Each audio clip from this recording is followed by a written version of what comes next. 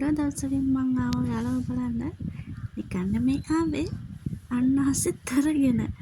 අන්නාසි වගා කරලා පෝච්චි එක. ඒක අරගෙන මං ආවේ අද ඔයාලව බලන්න.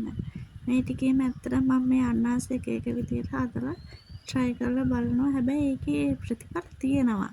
ඒ නිසා තමයි චුට්ටක් එන්න මේ පැත්තේ බැරි වුණේ.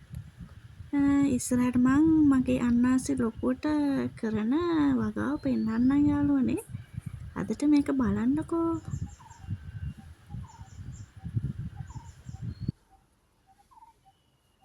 ඔයාලත් ගෙදරට ගේන අන්නාසි ගෙඩිය මල අරන් මේ වගේ හිටවලා බෑග් වල හිටවලා ඊට පස්සේ අයින් කරන බේසන් වල හිටවලා බලන්න. මේ වගේ ගෙඩියක් ගන්න පුළුවන් වෙයි.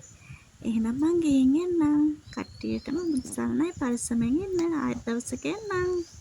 බයි.